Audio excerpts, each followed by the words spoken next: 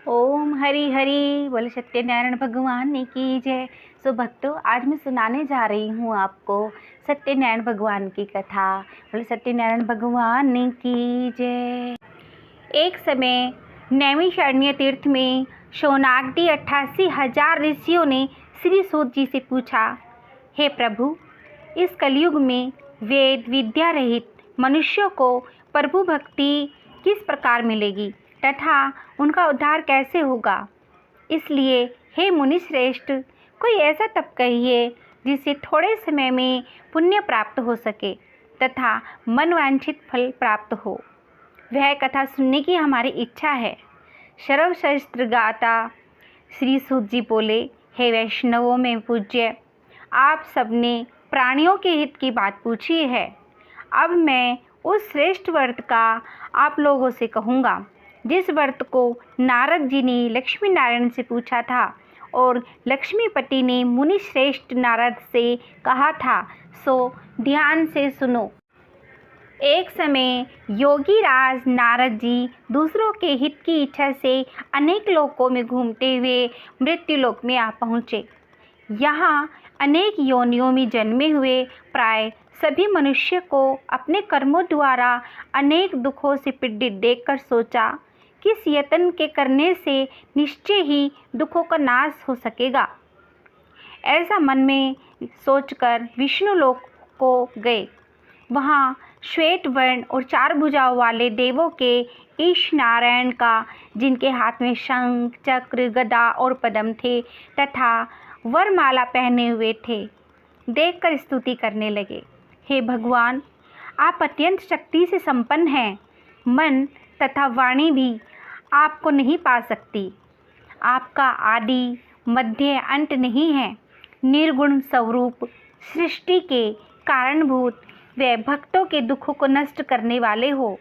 आपको मेरा नमस्कार है।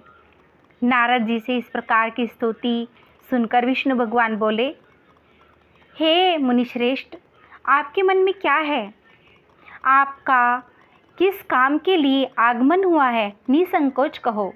तब नारद जी मुनि बोले, मृत्युलोक में सब मनुष्य जो अनेक योनियों में पैदा हुए हैं, अपने कर्मों के द्वारा अनेक प्रकार के दुखों को भोग रहे हैं।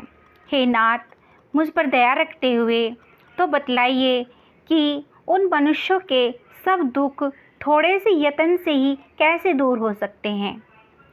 श्री भगवान जी बोले, हे नारद, मनुष्यों की भलाई के लिए तुमने बहुत ही अच्छी बात पूछी है। जिस काम के करने से मनुष्य मुँह से छूट जाता है, वह मैं कहता हूँ, सुनो।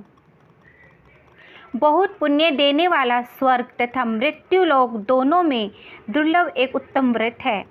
आज मैं प्रेमवश होकर तुमसे कहता हूँ, सत्यनारायण का यह व्रत अच्छी तरह विधि पूर्वक करके मनुष्य तुरंत ही यहाँ सुख भोग कर मरने पर मोक्ष को प्राप्त होता है। श्री भगवान के वचन सुनकर नारद मुनि बोले कि उस व्रत का फल क्या है, क्या विधान है और किसने यह व्रत किया है और किस दिन यह व्रत करना चाहिए, विस्तार से कहो। भगवान बोले, दुख शोक आदि को दूर करने वाला, धन धान्य को बढ़ाने वाला, सौभाग्य तथा संतान को देने वाला यह व्रत सब स्थानों पर विजयी करने वाला है। भक्ति और श्रद्धा के साथ किसी भी दिन मनुष्य को सत्यनारायण की शाम के समय ब्राह्मणों और बंधुओं के साथ धर्मपरायण होकर पूजा करें। भक्ति भाव से नैवेद्य, केले का फल, घी, दूध और गेहूं का चूर्ण सवाया लेवें। गेहूं के अभाव में साठी का चूर्ण, शक्कर तथा गुड़ लें और सभी भक्षण योग्य पदार्थ जमा करा के भगवान को अर्पण कर देवें तथा बंधुओं सहित ब्राह्मणों को भोजन करावें। तत्पश्चात स्वयं भोजन ग्रहण करें। नृत्य गीत, भगवान सत्यनारायण का नाम लेते हुए, भगवान का स्मरण करते हुए पूरा दिन व्यतीत करें। इस तरह व्रत करने पर मनुष्य की इच्छा निश्चित ही पूरी होती है। विशेषकर कली काल में भूमि का यही मोक्ष का सरल उपाय है। दूसरा अध्याय। सूत जी बोले, हे ऋषियों, जिसने पहले समय में इस व्रत को किया है उसका इतिहास कहता हूँ, ध्यान से सुनो। सुंदर काशीपुरी नगरी में एक अत्यंत निर्धन ब्राह्मण रहता था। वह भूख और प्यास से बेचैन होकर नित्य पृथ्वी पर घूमता था। ब्राह्मणों से प्रेम करने वाले भगवान ने ब्राह्मण को दुखी देखकर बूढ़े ब्राह्मण का रूप धर के उसके पास जाकर आदर के साथ पूछा, हे विप्र, नित्य दुखी हुआ पृथ्वी पर क्यों घूम रहे हो? हे श्रेष्ठ ब्राह्मण, यह सब मुझसे कहो, मैं सुनना चाहता हूँ। ब्राह्मण बोला, मैं निर्धन ब्राह्मण हूँ, भिक्षा के लिए पृथ्वी पर फिरता हूँ। हे भगवान, यदि आप इसका उपाय जानते हैं तो कृपया करके मुझे बताओ। वृद्ध ब्राह्मण बोला कि सत्यनारायण भगवान मनवांछित फल देने वाले हैं, इसलिए हे ब्राह्मण, तो उनका पूजन कर, जिसके करने से मनुष्य सभी दुखों से मुक्त होता है। ब्राह्मण को व्रत का सारा विधान बताकर बूढ़े ब्राह्मण का रूप धारण करने वाले सत्यनारायण भगवान अंतर्ध्यान हो गए। जिस व्रत को वृद्ध ब्राह्मण ने बतलाया है, मैं उसको करूँगा। यह निश्चय करने पर उसे रात में नींद भी नहीं आई। वह सवेरे उठ सत्यनारायण के व्रत का निश्चय कर भिक्षा के लिए चला गया। उस दिन उसको भिक्षा में बहुत अधिक धन मिला, जिससे बंधुओं के साथ उसने सत्यनारायण का व्रत किया, जिसके करने से वह ब्राह्मण सब दुखों से छूटकर अनेक प्रकार की संपत्तियों से युक्त हुआ। उस समय से वह ब्राह्मण हर मास व्रत करने लगा। इस तरह सत्यनारायण भगवान के व्रत को जो करेगा वह सब पापों से छूटकर मोक्ष को प्राप्त होगा। आगे जो पृथ्वी पर सत्यनारायण का व्रत करेगा वह मनुष्य सब दुखों से छूट जाएगा। इस तरह नारद जी ने नारायण का कहा हुआ यह व्रत मैंने तुमसे कहा। हे विप्रो, मैं अब और क्या कहूँ? ऋषि बोले, हे मुनीश्वर, संसार में इस ब्राह्मण से सुनकर किस किसने इस व्रत को किया, हम वह भी सब सुनना चाहते हैं। इसके लिए हमारे मन में श्रद्धा है। सूत जी बोले, हे मुनियों, जिसने इस व्रत को किया है वह सब सुनो। एक समय ब्राह्मण धन और ऐश्वर्य के अनुसार बंधु बांधवों के साथ व्रत करने को तैयार हुआ। उसी समय एक लकड़ी बेचने वाला बूढ़ा आदमी आया और बाहर लकड़ियों को रखकर ब्राह्मण के मकान में गया। प्यास से दुखी लकड़हारा उनको व्रत करते देखकर ब्राह्मण को नमस्कार कहने के लगा। आप ये क्या कर रहे हैं और इसके करने से क्या फल मिलता है? कृपया करके मुझसे भी कहो। ब्राह्मण ने कहा, सब मनोकामनाओं को पूरा करने वाला इस सत्यनारायण भगवान का व्रत है। इसकी कृपा से मेरे यहाँ धन धान्य आदि की वृद्धि हुई है। ब्राह्मण से इस व्रत के बारे में जानकर लकड़हारा अति प्रसन्न हुआ। चरणामृत ले और खाने के बाद अपने घर को गया। लकड़हारे ने अपने मन में इस प्रकार का संकल्प किया कि आज शाम में लकड़ी बेचने से जो धन मिलेगा उसी से सत्यनारायण देव का उत्तम व्रत करूँगा। यह मन में विचार कर वह बूढ़ा आदमी लकड़ियों के ढेर को अपने सर पर रखकर जिस नगर में धनवान लोग रहते थे वह ऐसा नगर में गया। उस रोज़ वहाँ पर उसे उन लकड़ियों का दाम पहले से ज़्यादा चौगुना मिला। तब वह बूढ़ा लकड़हारा दाम लेकर अपने अति प्रसन्न होकर पके केले की फली, शक्कर, घी, दूध, दही, गेहूं का चूर्ण इत्यादि सत्यनारायण भगवान के व्रत की कुल सामग्रियों को लेकर अपने घर गया। फिर उसने अपने भाइयों को बुलाकर विधि के साथ भगवान जी का पूजन और व्रत किया। इस व्रत के प्रभाव से वह बूढ़ा लकड़हारा धन, पुत्र आदि से युक्त हुआ और संसार के समस्त सुख भोग कर वैकुंठ को चला गया। बोलो सत्यनारायण भगवान की जय।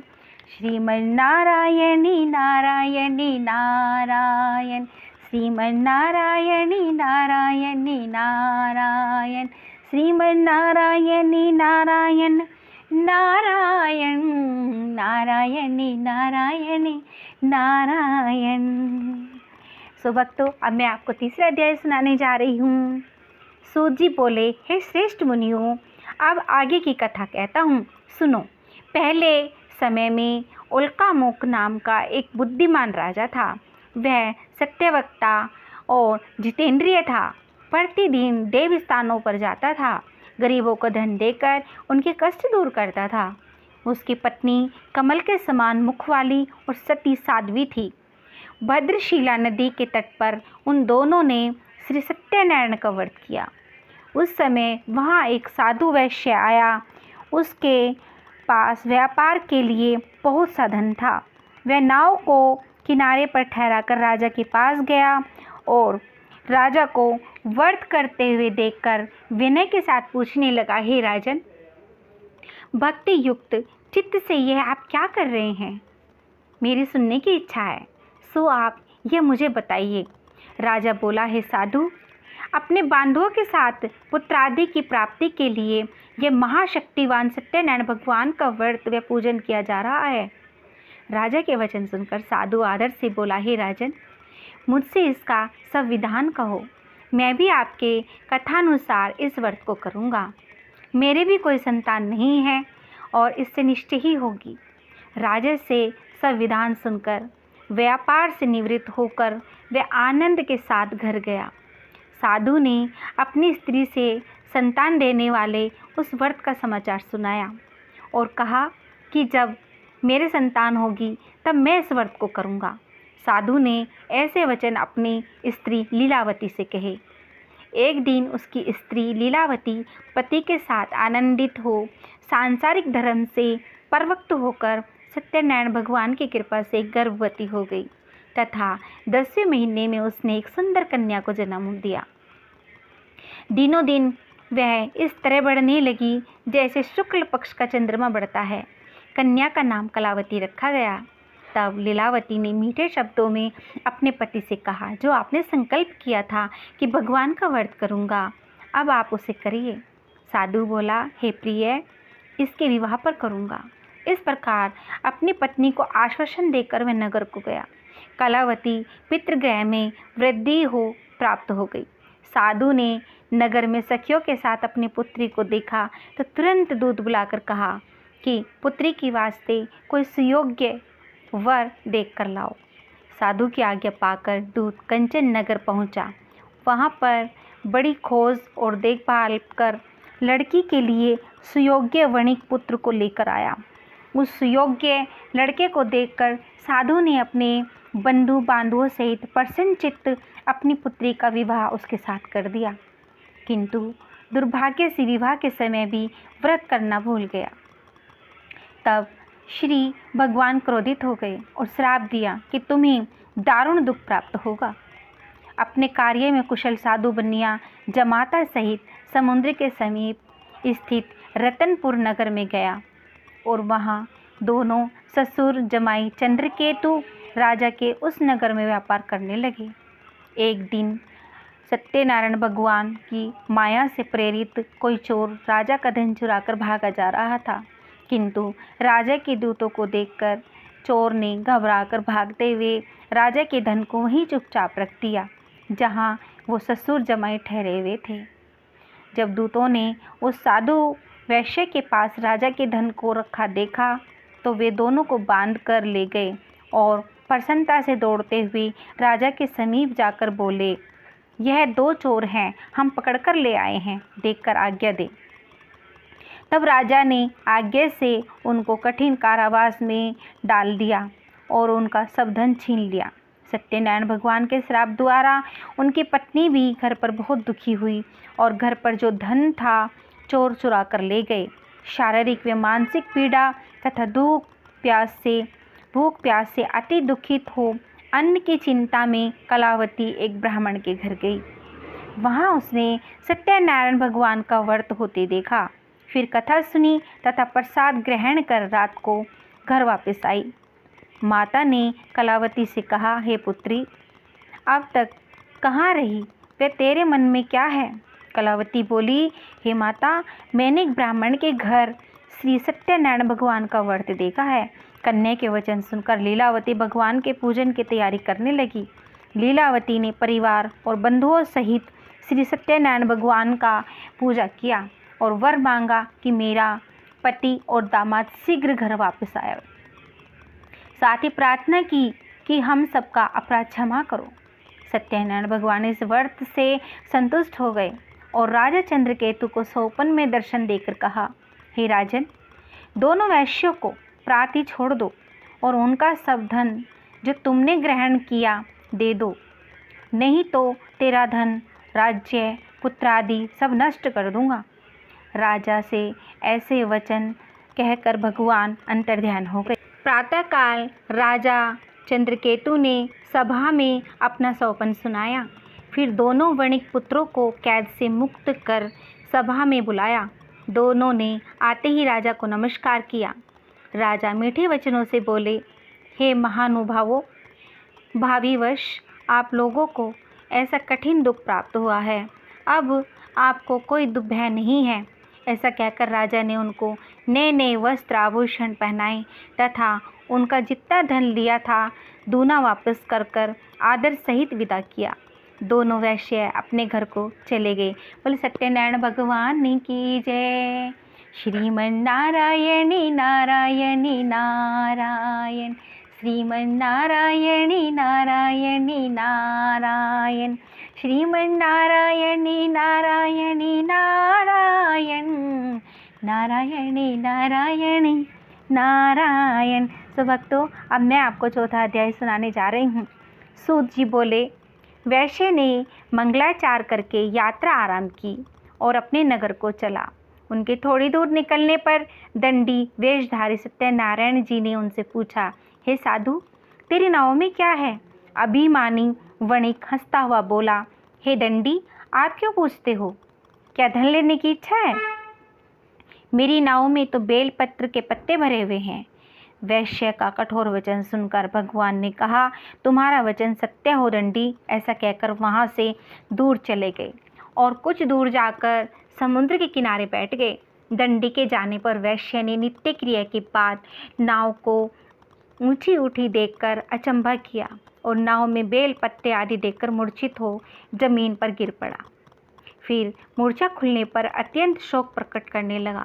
तब उसका दामाद बोला कि आप शोक ना करें, यह दंडी का श्राप है, अतः उनकी शरण में चलना चाहिए, तभी हमारी मनोकामना पूरी होगी। दामाद के वचन सुनकर वह दंडी के पास पहुंचा और अत्यंत भक्ति भाव से नमस्कार करके बोला, मैंने जो आपसे असत्य वचन कहे थे उनको क्षमा करो। ऐसे कहकर महान शोकातुर होकर रोने लगा। तब दंडी भगवान बोले, हे वणिक पुत्र, मेरी आज्ञा से बार बार तुम्हें दुख प्राप्त हुआ है, तू मेरी पूजा से विमुख हुआ। साधु बोला, हे भगवान, आपकी माया से मोहित ब्रह्मा आदि भी आपके रूप को नहीं जानते, तब मैं अज्ञानी कैसे जान सकता हूँ? आप प्रसन्न हो जाइए, मैं सामर्थ्य के अनुसार आपकी पूजा करूँगा, मेरी रक्षा करो। पहले के समान नौका में धन भर दो। उसके भक्ति युक्त वचन सुनकर भगवान प्रसन्न होकर बोले, इच्छानुसार वर देकर अंतर्ध्यान हो गए। तब उन्होंने नाव पर आकर देखा कि नाव में धन परिपूर्ण है। फिर वह भगवान सत्यनारायण का पूजन कर साथियों सहित अपने नगर को चला। जब अपने नगर के निकट पहुंचा, तब दूत को घर भेजा। दूत ने साधु के घर जाकर स्त्री को नमस्कार कहा और साधु अपने दामाद सहित इस नगर के समीप आ गए हैं। ऐसा वचन सुनकर साधु की स्त्री ने बड़े हर्ष के साथ सत्यदेव का पूजन कर पुत्री से कहा, मैं अपने पति के दर्शन को जाती हूँ, तू कार्य कर्ण और शीघ्र आ। माता के वचन सुनकर कलावती प्रसाद छोड़कर पति के पास आ गई। प्रसाद की अवहेलना के कारण सत्यनारायण जी रुष्ट हो गए। उसके पति को नाव सहित पानी में डुबो दिया। कलावती अपने पति को ना देखकर रोती हुई जमीन पर गिर गई। इस तरह नौका को डूबा हुआ तथा कन्या को रोती देखकर साधु दुखित हुआ। हे प्रभु, मुझसे या मेरे परिवार से जो भूल हुई है उसे क्षमा करो। उसके दीन वचन सुनकर सत्यनारायण देव भगवान प्रसन्न हो गए और आकाशवाणी हुई, हे साधु, तेरी कन्या मेरे प्रसाद को छोड़कर आई है, इसलिए उसका पति अदृश्य हुआ है। यदि वह घर जाकर प्रसाद खाकर लौटे तो इसे पति अवश्य मिलेगा। ऐसी आकाशवाणी सुनकर कलावती ने घर पहुंचकर प्रसाद खाया, फिर आकर पति के दर्शन किए। तत्पश्चात साधु ने बंधु बांधवों सहित सत्यदेव की विधि पूर्वक पूजन किया। उस दिन से वह हर पूर्णिमा को सत्यनारायण का पूजन करने लगा।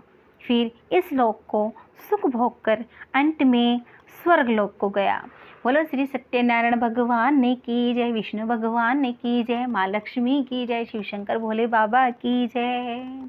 श्रीमन्नारायणी नारायणी नारायण, श्रीमन्नारायणी नारायणी नारायण, श्रीमन्नारायणी नारायणी नारायण, नारायणी नारायण नारायण। 5वां अध्याय। सूत जी बोले, हे ऋषियों, मैं और भी कथा सुनाता हूँ, सुनो। प्रजा पालन में लीन होकर तुंगध्वज नाम का एक राजा था। उसने भी भगवान का प्रसाद त्याग कर बहुत दुख पाया। एक समय वन में जाकर वन्य पशुओं को मारकर बढ़ के पेड़ के नीचे आया। वहाँ उसने ग्वालों को भक्तिभाव से बांधवों सहित सत्यनारायण जी भगवान का पूजा करते देखा। राजा देखकर भी अभिमानवश वहाँ नहीं गया और न ही नमस्कार किया। जब ग्वालों ने भगवान का प्रसाद उसके सामने रखा, तब वह प्रसाद को त्याग कर अपने सुंदर नगरी को चला। वहीं उसने अपना सब कुछ नष्ट होता पाया। वह जान गया सब भगवान ने किया है। तब वह विश्वास कर ग्वालों के समीप गया और विधि पूर्वक पूजन कर प्रसाद खाया। तो सत्यदेव की कृपा से अपना जैसे था सब वैसा ही हो पाया। फिर दीर्घ काल तक सुख भोग कर मरने पर स्वर्गलोक को गया। जो मनुष्य इस परम दुर्लभ व्रत को करेगा, भगवान की कृपा से उसे धन धान्य की प्राप्ति होगी। निर्धन धनी और बंदी बंधन से मुक्त होकर निर्भय होकर संतानहीनों को संतान प्राप्ति होती है तथा सब मनोरथ पूर्ण होकर अंत में वैकुंठ धाम को जाते हैं। जिन्होंने पहले इस व्रत को किया है उसके दूसरे जन्म की कथा कहता हूँ। वृद्ध शांतानन ब्राह्मण ने सुदामा का जन्म लेकर मोक्ष को पाया। उल्कामुख नाम का राजा दशरथ होकर वैकुंठ को प्राप्त हुआ। साधु नाम का वैश्य ने मोर ध्वज बनकर अपने पुत्र को और चिरकाल मोक्ष को प्राप्त किया। महाराज तुंगध्वज ने स्वयं भू होकर भगवान में भक्ति युक्त होकर कर्म कर मोक्ष प्राप्त किया। बोले सत्यनारायण भगवान की जय, बोले सत्यनारायण भगवान की जय।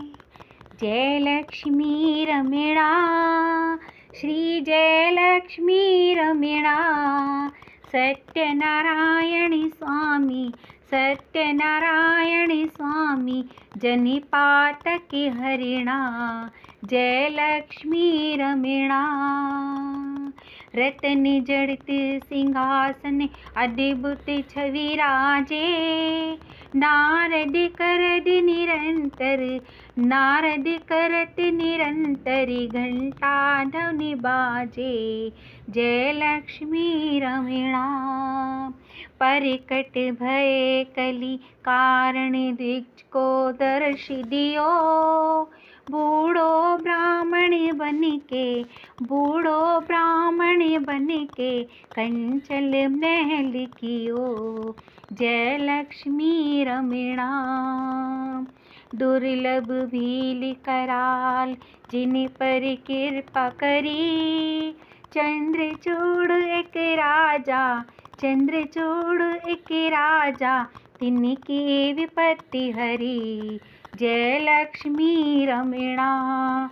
वैश्य मनोरथी पायो, श्रद्धा तज दीनी, सो फल भोग्यो प्रभु जी, सो फल भोग्यो प्रभु जी, फिर स्तुति कीनी, जय लक्ष्मी रमणा।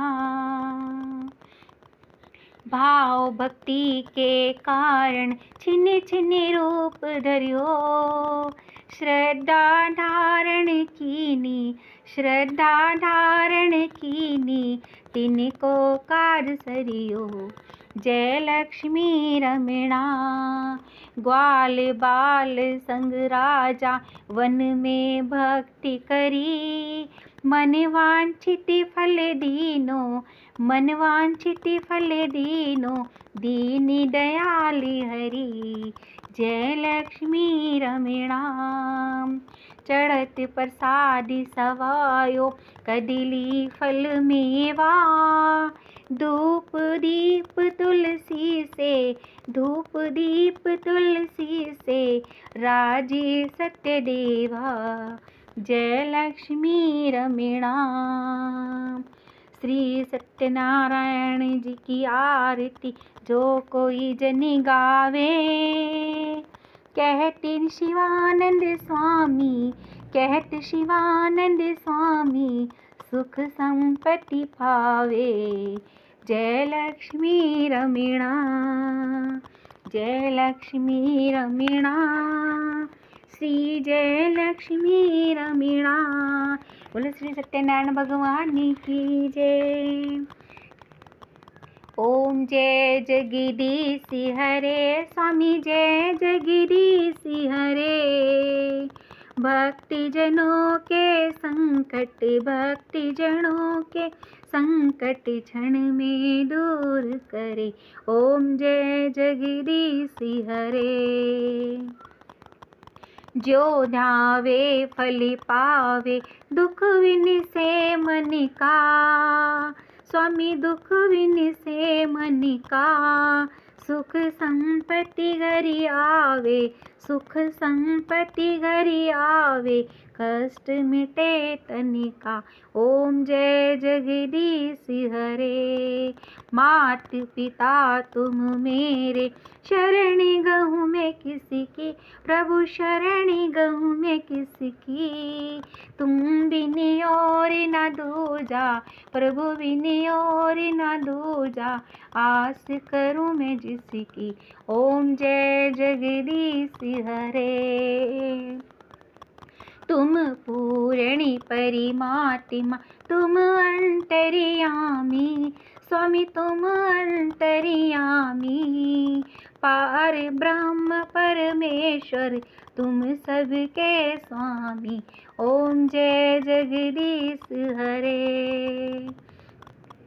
तुम करुणा के सागर, तुम्हें पालन करता, प्रभु तुम्हें पालन करता। मैं मूरख खल कामी, मैं मूरख खल कामी, कृपा करो भरता। ओम जय जगदीश हरे। तुम हो एक अगोचर, सबके प्राणपति, स्वामी सबके प्राणपति। किसी विधि मिलूं दया में, किसी विधि मिलूं दया में, तुमको कुमति। ओम जय जगदीश हरे। दीन बंधु दुख हरता, तुम्हें ठाकुर मेरे, स्वामी तुम्हें ठाकुर मेरे। करुणा हस्त बढ़ाओ, करुणा हस्त बढ़ाओ, द्वार पड़ा मैं तेरे। ओम जय जगदीश हरे। विषय विकार मिटाओ, पाप हरो देवा, प्रभु पाप हरो देवा। श्रद्धा भक्ति बढ़ाओ, श्रद्धा भक्ति बढ़ाओ, संतन की सेवा। ओम जय जगदीश हरे। बोलो श्री नारायण भगवान ने की जय, लक्ष्मी नारायण भगवान ने की जय, श्री नारायण की जय। बोलो पवन पुत्र हनुमान ने की जय, शिव शंकर भोले बाबा की जय, माँ पार्वती की जय। बोलो शिव परिवार की जय। हर हर महादेव। सभी भक्तों को मेरी कथा कैसी लगी कृपया करके मुझे कमेंट पे आकर बताएं, और आगे भी मैं किन किन और भक्ति की कथा आप सुनना चाहेंगे वो मुझे कमेंट बॉक्स में आकर बताएं। और जैसी भी वीडियो आप लोग मेरे से चाहते हैं तो कृपया करके आप सभी बताएं। तो मेरे चैनल को लाइक करें भक्तों, कमेंट करें और शेयर करें ज़्यादा से ज़्यादा, और बेल आइकन बटन दबा दें ताकि आने वाली कथाएं, आने वाली कहानियाँ मैं आप सभी तक पहुंचा सकूं, नोटिफिकेशन आप सभी को मिलता रहे। राधे राधे, जय श्री कृष्णा, ओम हरि हरि, बोले सत्यनारायण भगवान की जय। सभी की इच्छाएं पूरी हों, सभी की भगवान इच्छाएं पूरी करे, बोले सत्यनारायण भगवान की जय। श्रीमन्नारायणी नारायणी नारायण, श्रीमन्नारायणी नारायणी नारायण, श्रीमन्नारायणी नारायणी नारायण, नारायणी नारायणी नारायण।